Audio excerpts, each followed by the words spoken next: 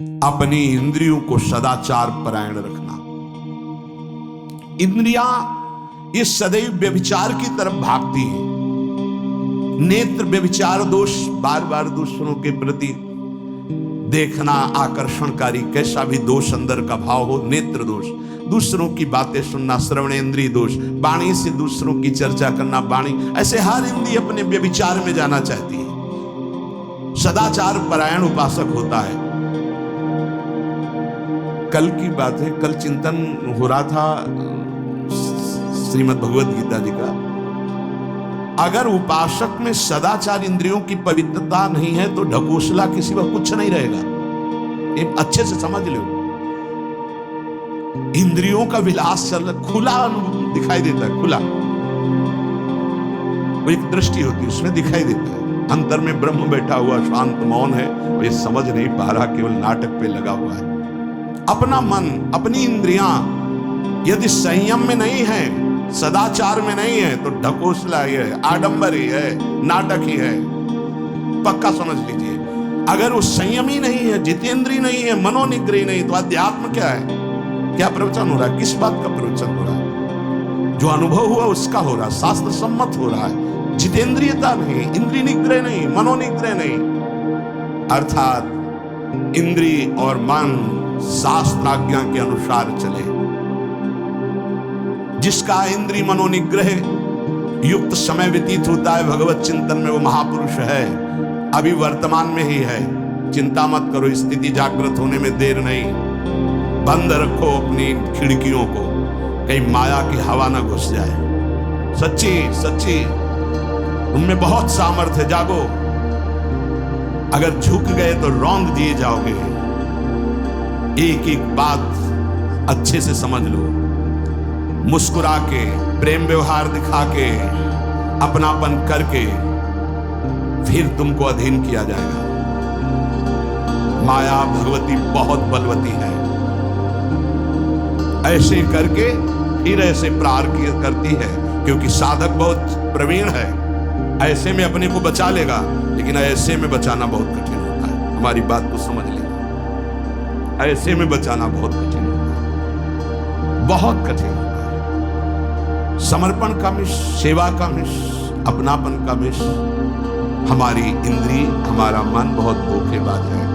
हमें कोई धोखा नहीं दे सकता। ये हमारा मन, हमारी इंद्रिय हमको धोखा देती है। साधु, साधक, परमार्थ पथिक, भक्त इस बात से परम सावधान। सदाचार और सरलता, संयम के साथ हमारा समय व्यतीत होना चाहिए। किसी के गवाही की जरूरत नहीं है, किसी के प्रमाण की जरूरत नहीं। आप खुद अपने हृदय की भूमिका को नाप लीजिएगा। कितनी ऊंचाई पर चढ़ रहे हो, आपको खुद अनुभव में समझ में आ जाएगा। जो इंद्रियों का गुलाम, मन के द्वारा भ्रष्ट आचरण करने वाला है, कुछ भी हो, कोई भी हो, कहीं भी हो, दुर्गति शब्द से ही संबंध है। जीते जी दुर्गति, फिर फांसी ऐसी लगे देशम दुख। सच्ची मानना, जब गलत हो जाता है आचरण, तो अपना मन अपने को कहता है नष्ट कर दो। ये जीवन किस काम का? होश में हमारे शब्दों को ध्यान से सुनना। जब इतना गलत हो जाता है तो अपना चेहरा अपने को पसंद नहीं आता, और अपना जीवन अपने को पसंद नहीं आता, और अपने अंदर से मन कहने लगता है नष्ट कर दो इस शरीर को। फिर वो जो आगे की लीलाएं होती हैं, अच्छा ऐसा हुआ, फांसी लगा ली, जहर खा लिया, ये कर लिया, वो कर लिया। वो इन्हीं इंद्रिय और मन की फिसलन को नहीं सह पाया। अच्छा, किसी महापुरुष का शासन नहीं था, नहीं, उस चूक में भी बचत हो जाती है। एक बहुत बड़े महापुरुष के समीप रहने वाले से चूक हो गई, तो उन्होंने अपने आसन के पास आसन लगवाया। सब साधुकों ने कहा कि बहुत बदनामी होगी, क्योंकि आपका नाम आगे है और वो आपके आश्रित है, ऐसा है किसी महापुरुष के। उन्होंने कहा तुम क्या समझते हो, ये बाया है, चूक हो गई, अब इसको कभी चूक नहीं होगी, ऐसा बना देंगे, कभी त्रुटि नहीं होगी, इसको ऐसा बना देंगे। और वो फिर ब्रह्मावर्त बिठूर में रहे। वो बहुत अच्छे महात्मा हैं, अब भी हैं। अगर संत का शासन है और आपसे चूक भी हो जाती है, तो ऐसा बना देंगे कि दोबारा चूक नहीं होगी। पर इंद्रिय और मन को छूट देकर मनमानी आचरण करने वाला कभी साधक नहीं हो सकता, पक्का।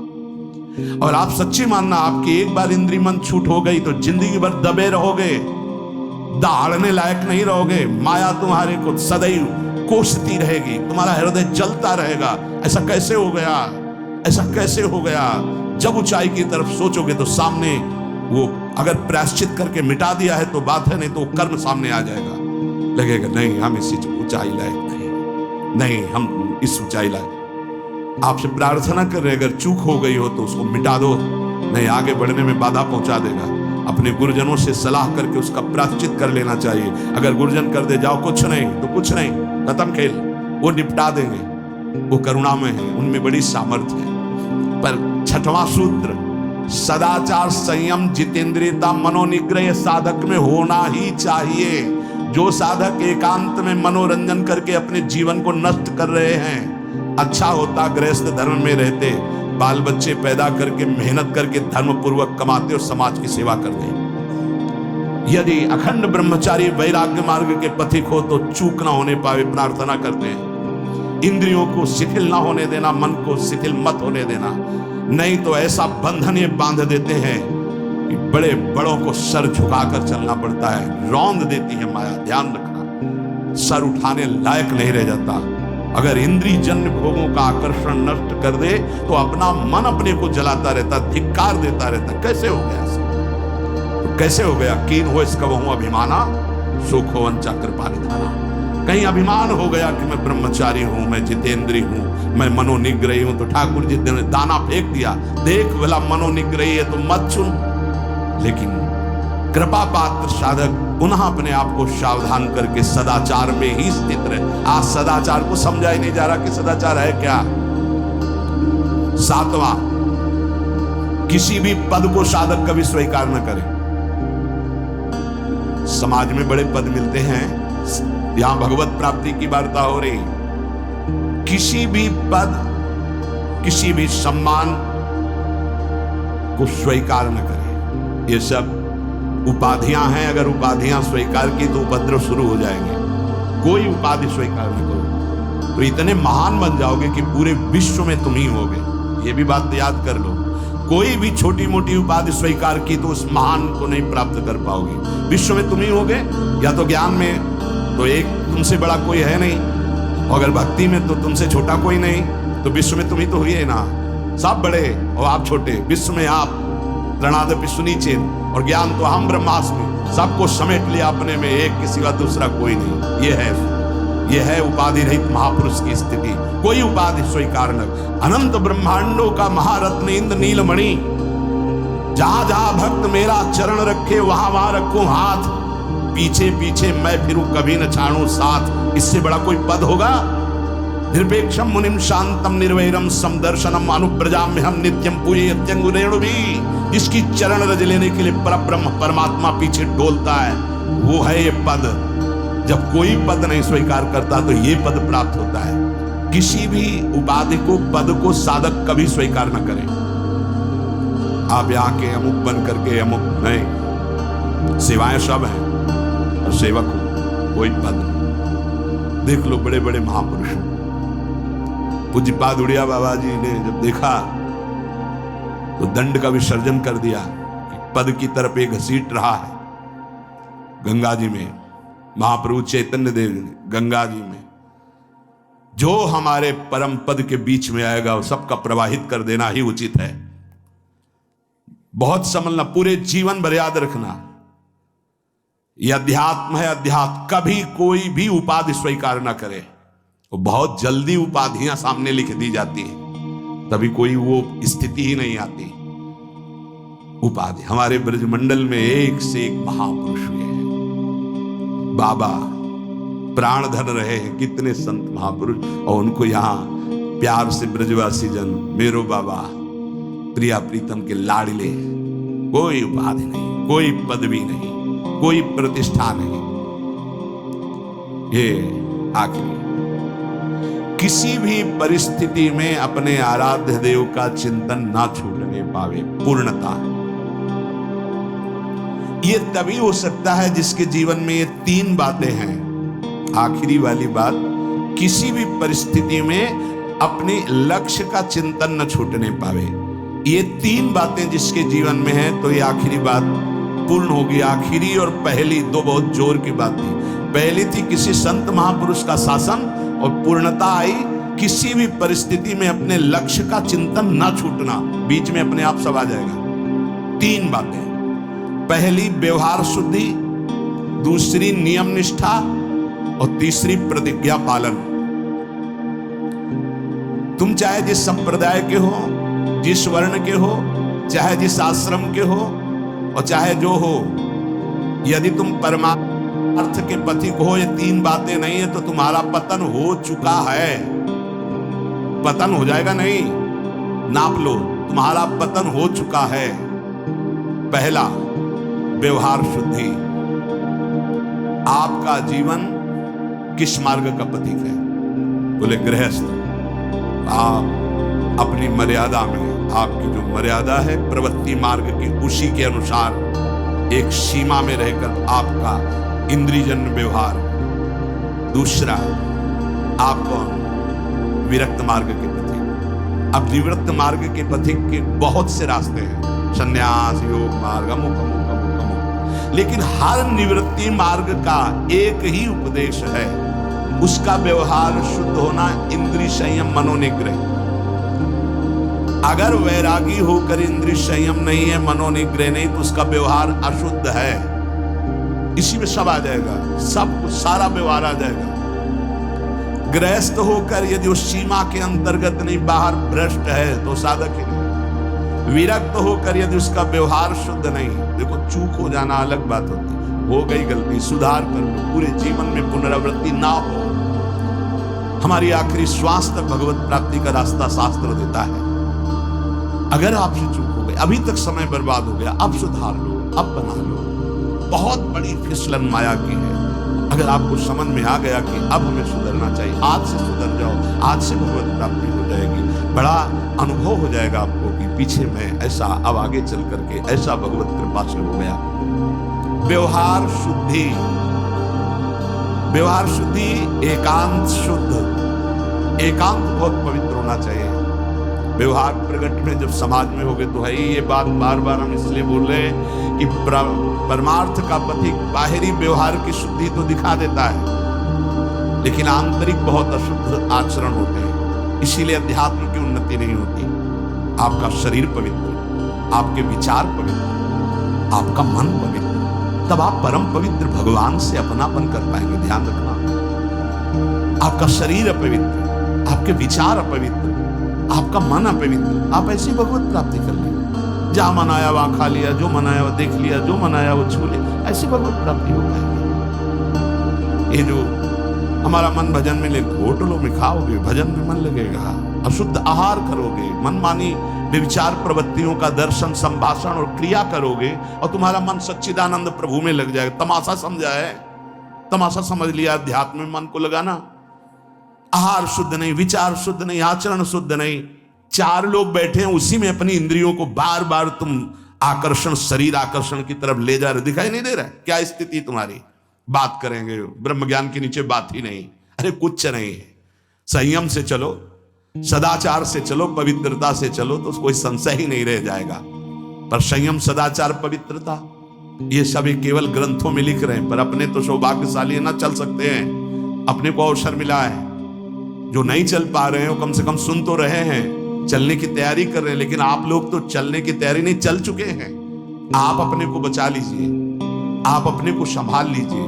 पूज्य बाबा कह रहे हैं व्यवहार शुद्धि, नियम निष्ठा, प्रतिज्ञा पालन नहीं, तो वो पतित हो चुका है। पतित हो जाएगा नहीं, पतित हो चुका है। दूसरा है नियम निष्ठा, जो तुम्हें गुरु ने दी है या स्वयं धारण की है।